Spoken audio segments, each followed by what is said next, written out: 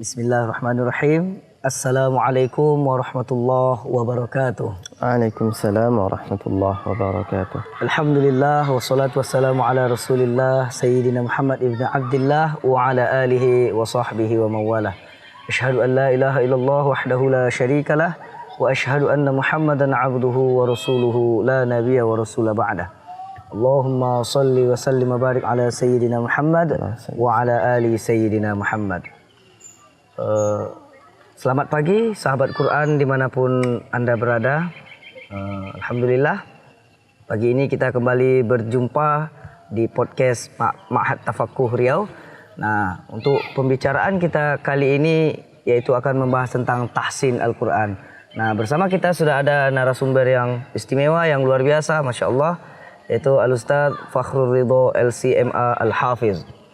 Mungkin untuk lebih mengenal secara dekat dengan beliau, maka kita minta kesediaan beliau untuk memperkenalkan diri. Mungkin bisa diperkenalkan kepada kita, Ustaz? Ya, baik. Terima kasih ya. Bismillahirrahmanirrahim. Alhamdulillahirabbil alamin wassalatu wassalamu ala sayyidina Muhammadin wa ala alihi wa ashabihi ajma'in. Ya, kalau dari nama ya seperti yang disebutkan tadi oleh Ustaz Ghifar, Fakhrul Ridho ya. Alhamdulillah ya. Asal kampung halaman berasal dari Balai Selasa, Kabupaten Pesisir Selatan, Provinsi Sumatera Barat. Ya. Gitu. Kemudian apa lagi ya? Seperti jenjang pendidikan yang ditempuh di SD mungkin, Ustaz? Ya, kalau pendidikan ya seperti biasa yang lainnya, SD langsung habis SD di kampung halaman sendiri.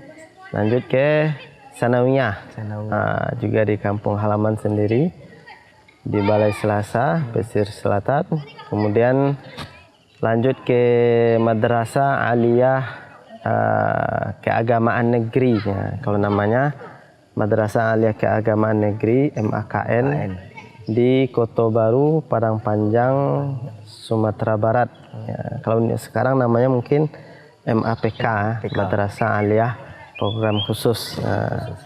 Ya, selesai di sana sempat kuliah di IAIN Imam Bonjol Padang. Dulu namanya masih IAIN. Ya, berapa semester di sana. Kemudian setelah itu ada tes yang diadakan oleh Departemen Agama di IAIN Imam Bonjol Padang. Sekarang UIN ya. Dan tes itu tes untuk belajar ke Kairo Al-Azhar University. Jadi masuklah ikut tes untuk belajar ke Mesir. Alhamdulillah Allah berikan kenajahan, maka lanjut ke Mesir, ke Al-Azhar. Jadi kuliahnya di Padang tidak dilanjutkan. Dan S1, selama S1 dan S2 di Al-Azhar seperti itu, ya? Ya, S1, S2 Alhamdulillah kita selesaikan di Al-Azhar. Itu mengambil jurusan apa, Ustaz? Ya, jurusan kita ambil jurusan hadis, ya. Fakultas Usuluddin. Ya. S1 dan S2-nya? S1 dan S2, karena kalau di Al-Azhar ini kita linear. Setelah kita S1-nya ambil Fakultas Usuluddin, hadis, maka S2-nya kita juga mengambil hadis ya, jurusan yang sama, fakultas yang sama seperti itu. Kemudian ini kita dapat informasi juga, Ustaz, bahwasanya selesai kuliah Ustaz tidak langsung balik ke Indonesia, namun menetap di Mesir selama lebih kurang 10 tahun, Ustaz, ya. Ya mungkin total di Mesir ya ada lah mungkin sekitar 10 tahun ya. Selepas S1 kita tidak langsung pulang ke Indonesia, kita ada keinginan untuk melanjutkan ke S2 di Al-Azhar. Alhamdulillah kita coba S2 di Al-Azhar. Ya, itulah seiring berjalannya waktu, alhamdulillah bisa kita menyelesaikan S2 di Universitas Al-Azhar Mesir. Ya. Kemudian selama di Mesir kegiatan-kegiatan apa itu yang pernah dilakukan seperti itu? Ya kegiatan ya seperti mahasiswa tentu aktivitas kita tidak jauh dari aktivitas sebagai seorang mahasiswa. Kita kuliah, di samping itu alhamdulillah kita juga ikut talaki dengan para masyayikh. Karena ya keuntungan kita belajar di Timur Tengah seperti di Al-Azhar. Jadi kita kuliah tidak hanya harus di kuliah saja ilmu itu. Jadi di majelis-majelis ilmu yang lain banyak talaki-talaki yang diadakan oleh para masyayikh ya. Di Masjid Azhar misalnya, kemudian di tempat-tempat talaki yang lain. Jadi kita juga hadiri ya beberapa dari majelis ilmu yang diadakan di luar kuliah. Seperti itu. Kemudian ada pengalaman organisasi juga mungkin, Ustaz?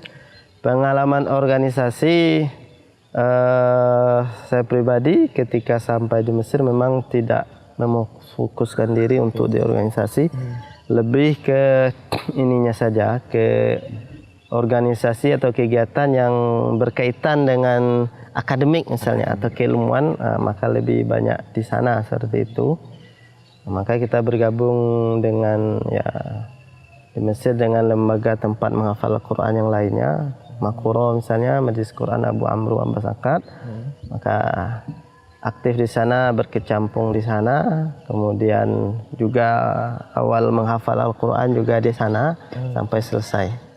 Ya, kalau organisasi yang lainnya mungkin organisasi kekeluargaan misalnya kan, organisasi mahasiswa yang berasal dari daerah yang sama, seperti dari Sumatera Barat ada KMM namanya.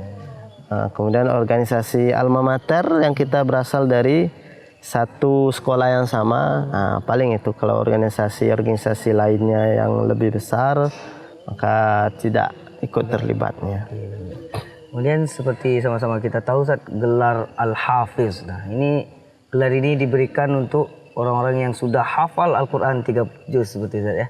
Nah, kira-kira di usia berapa, Ustaz, selesai dalam menghafal Al-Quran ini, Ustaz? Iya, pertama berkaitan dengan gelar Al-Hafiz. Ya. Kalau dahulu ulama itu memberikan gelar Al-Hafiz itu kepada muhaddis ya, kepada ahli hadis yang sudah hafal ribuan hadis. Imam Bukhari misalnya, Imam Muslim, imam-imam yang lainnya gitu kan. Jadi bukan panggilan untuk seorang penghafal Al-Quran gitu kan. Kenapa? Karena para ulama terdahulu mereka sudah pasti hafal Al-Quran. Jadi hafal Al-Quran zaman dahulu adalah sesuatu yang biasa, sesuatu tahap awal yang dilakukan oleh para ulama. Jadi mereka semua pasti hafal Al-Quran gitu. Jadi gelar hafiz tak disematkan lagi kepada mereka karena itu sudah banyak, sudah banyak yang hafal Al-Quran juga umat-umat terdahulu, masyarakat terdahulu. Seiring berjalannya waktu jadi makna yang awalnya Al-Hafiz ini untuk orang yang ahli hadis, yang hafal ribuan hadis, sekarang beranjak kepada yang hafal Al-Quran. Banyak sekarang dikatakan yang hafal Al-Quran Al-Hafiz, seperti itu. Ya, itu berkaitan dengan Al-Hafiz. Kemudian tadi berkaitan dengan selesai menghafal. Ya. Termasuk yang lambat memulai menghafal Al-Quran, anak pribadi ya. Karena waktu sekolah awal mulai menghafal itu sebetulnya di aliyah itu sudah diperkenalkan dengan menghafal Al-Quran dengan tahfiz. Waktu kita di sekolah itu kita diwajibkan hafal 1 juz untuk naik tingkat, untuk naik kelas. Naik kelas dari kelas 1 waktu aliyah ya. Dari kelas 1 ke kelas 2 1 juz. Dari kelas 2 ke kelas 3 1 juz. Kelas 3 lulus 1 juz. Itu diwajibkan dari sini. Cuman belum seperti sekarang ini ya, tahfiz Al-Quran sekarang ini kan luar biasa sekali di Indonesia ini, booming. Di mana-mana masyarakat, para siswa-siswa semangat untuk menghafal Al-Quran, kemudian rumah-rumah tahfiz, pondok-pondok tahfiz, sekolah-sekolah ya Al-Quran yang di sana ada kegiatan tahfiznya itu sekarang sudah banyak sekali ya. Dan ini hal yang patut kita syukuri ya. kembali kepada kami menghafal tadi. Jadi memulai menghafal Al-Quran secara intens itu ya ketika jadi mahasiswa waktu di Al-Azhar. Karena ketika kita belajar di sana, kita kan belajar ilmu syar'i ya, ilmu syariat, ilmu agama. Semua ilmu agama ini kan sumbernya dari Al-Quran. Jadi ketika ada kawan itu yang hafiz Al-Quran itu, dia belajarnya seperti menikmati gitu kan, nyaman ya, luar biasa. Ketika dia dalil suatu ilmu, misalnya ilmu fikih apa dalilnya ini, tafsir apa dalilnya, semuanya merujuk ke Al-Quran. Maka terbesitlah keinginan di sana. Maka kalau begitu saya pun harus menghafal Al-Quran. Ya, karena di sana sudah biasa menghafal Al-Quran di Mesir itu. Mahasiswa makan siswa ma'had, siswa pondok pesantren, kalau kita di sini Taman Aliyah itu, mereka sudah hafal Al-Quran. Jadi mereka masuk universitas, mereka sudah hafiz Al-Quran. Nah, kita orang asing ini kan tidak, nah, tidak seperti mereka. Jadi ya, ketika melihat suasana di sana, maka muncullah keinginan untuk menghafal Al-Quran. Ya, mulailah menghafal Al-Quran ketika kalau di sana mungkin namanya tingkat 3 lah. Mungkin kalau di Indonesia mungkin semester 7 ya, semester 7. Semester 7 8 atau 5, semester 5 ya, semester 5 6 ya. Sama sering berjalannya kuliah ya, selesai S1 ya, alhamdulillah selesai menghafal ya untuk tahap awal. Tinggal setelah itu kita berusaha untuk memurajaah, melancarkan hafalan Al-Quran. Ya, terima kasih Ustaz. Itu tadi percakapan perkenalan kita secara detail dengan Ustaz Fakhrul Ridho.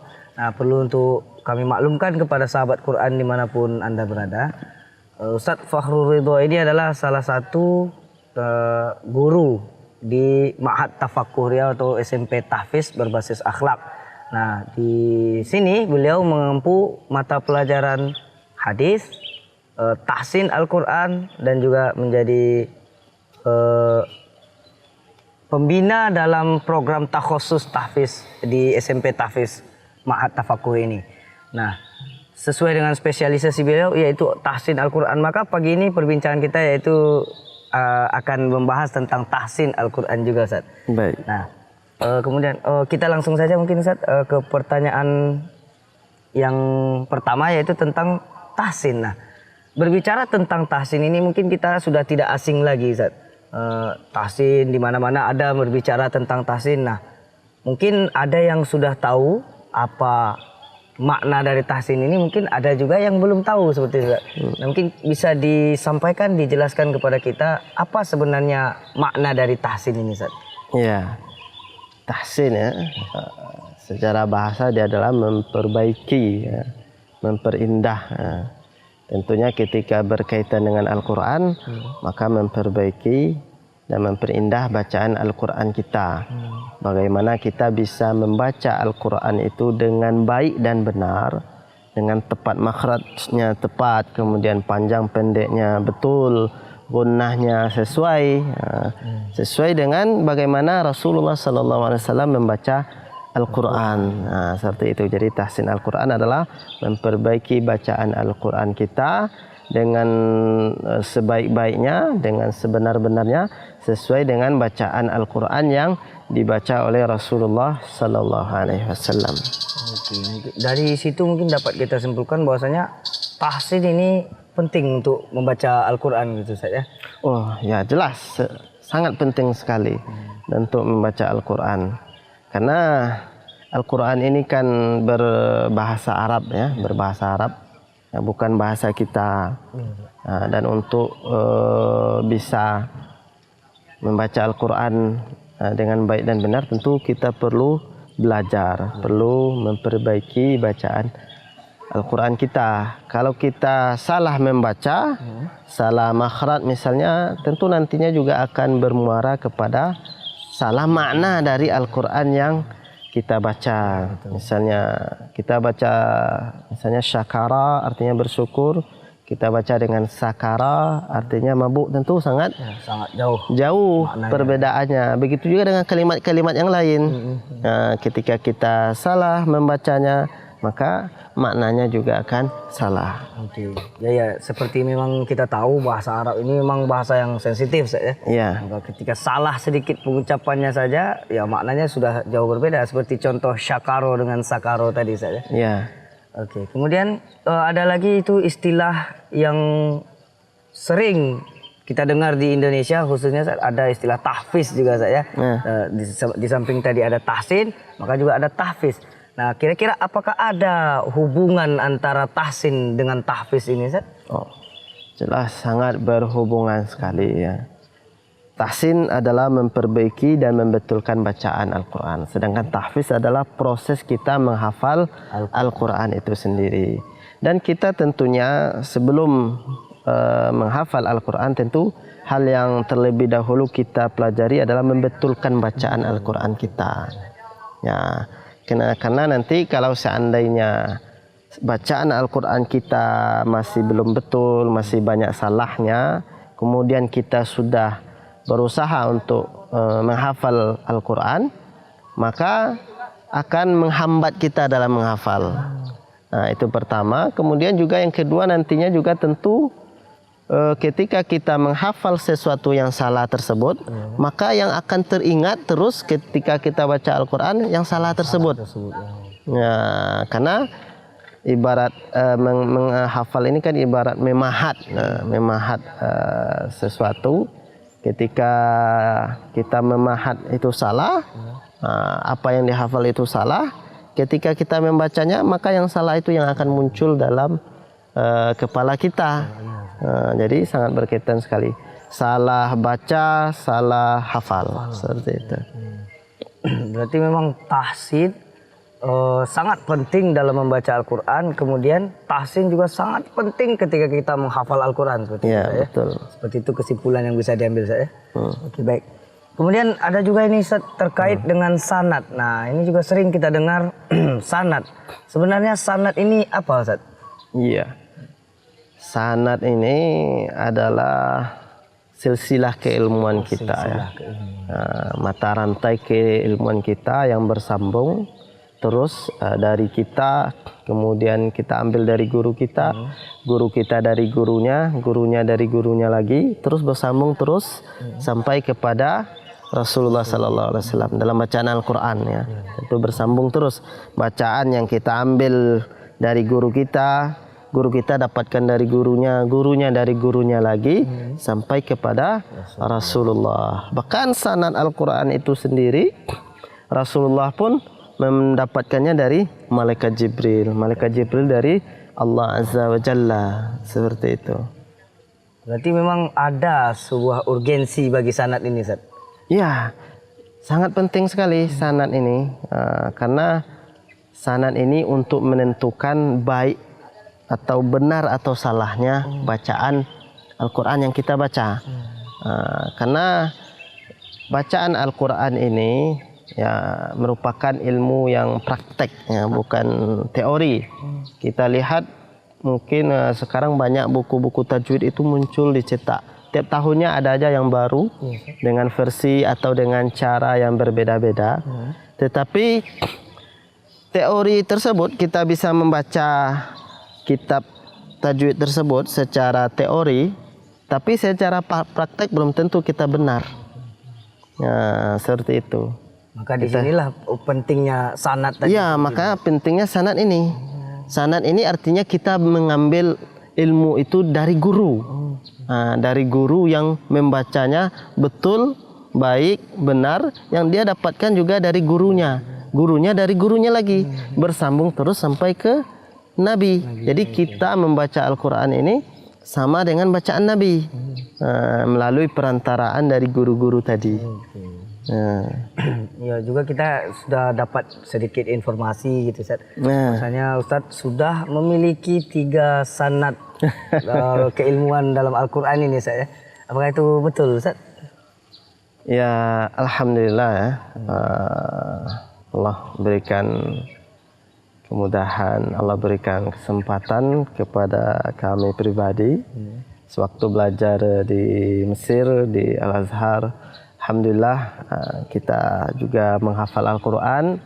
dan kita juga belajar dengan para masyayikh, dan alhamdulillah kita hafal, kita selesai menyetorkannya kepada masyayikh, kita pelajari hukum-hukum tajwidnya, dan alhamdulillah kita diberikan sanadnya. Berkaitan dengan sanad Al-Quran sendiri, ada dari beberapa masyayikh ya.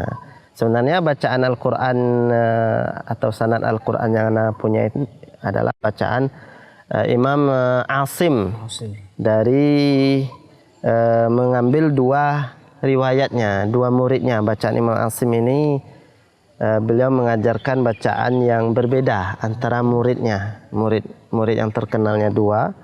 Antara dua murid ini ada perbedaan dalam membaca Al-Quran. Kalau kita di Indonesia ini kan mengambil bacaannya Imam Hafiz, di Indonesia dan di banyak negara Islam itu Imam Hafiz dari Imam Asim. Alhamdulillah kita dapatkan itu, dan juga kita juga mengambil sanad Imam Syu'bah dari Imam Asim, seperti itu.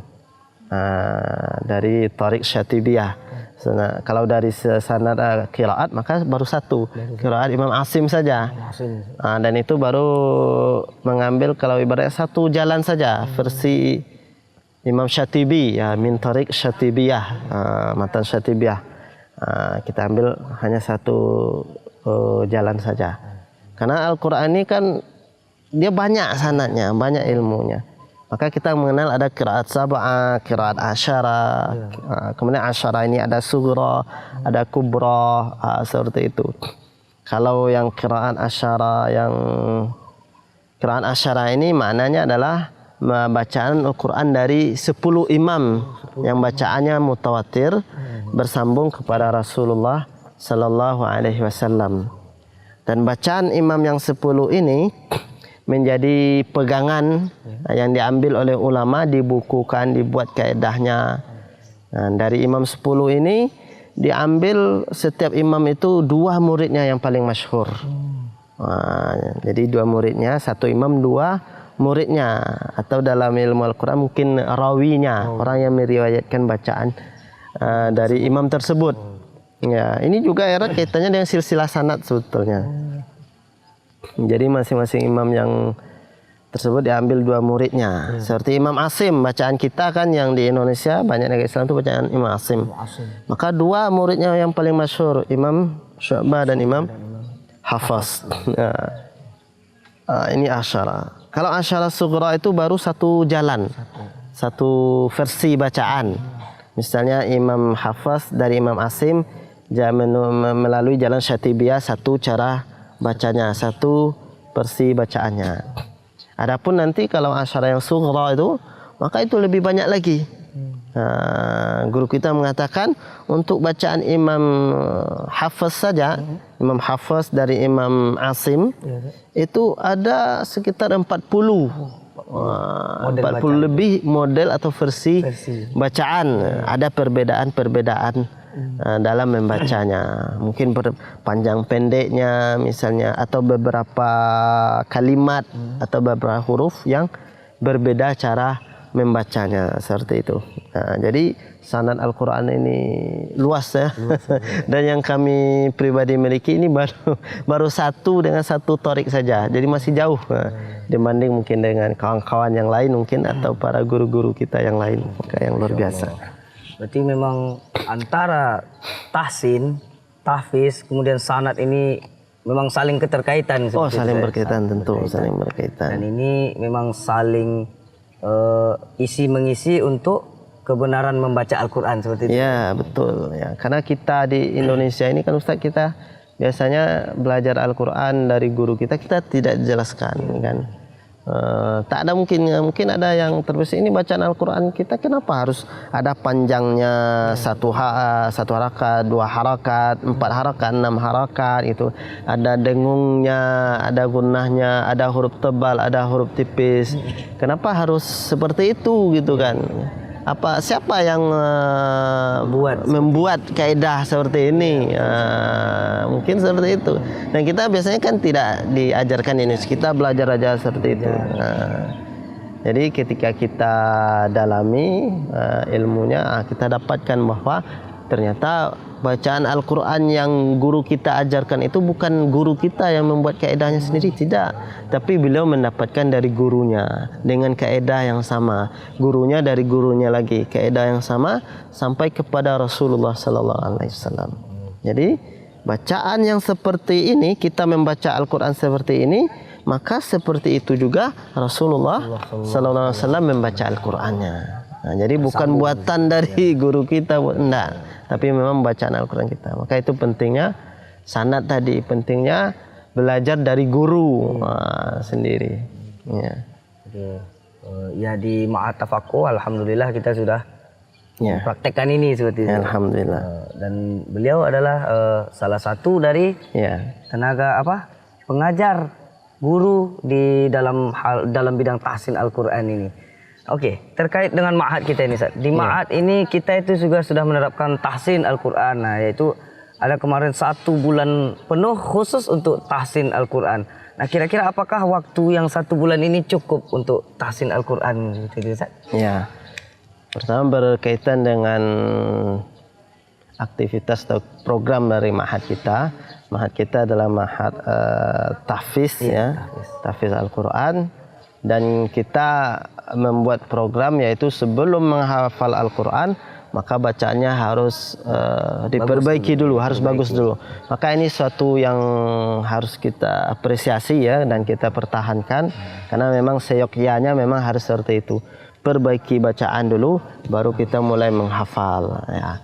Berkaitan dengan memperbaiki bacaan Al-Qurannya, ini sebenarnya kondisional ya, kondisional. Berkaitan dengan waktu berapa lamanya kita bisa bacaan itu baik, kondisional. Ini ada faktor dari siswanya, faktor dari waktu dan metodenya misalnya, juga faktor dari gurunya seperti itu. Maka 3 faktor ini saling berkaitan. Kalau seandainya murid yang masuk itu misalnya dia sudah, katakanlah dia bisa membaca Al-Quran dalam artian dia sudah bisa menyambung kalimat-kalimat yang ada dalam Al-Quran. Mungkin kekurangannya mungkin berkaitan hanya panjang pendeknya, kemudian dengungnya, tebal tipis dari hurufnya yang masih kurang. Maka dengan intens 1 bulan, kemudian dengan dengan metode dan guru yang aktif, guru yang tahu mana bacaan yang benar dan salah, maka insya Allah dalam 1 bulan intens pagi, siang, malam yang kita lakukan di ma'had kita, maka ini cukup.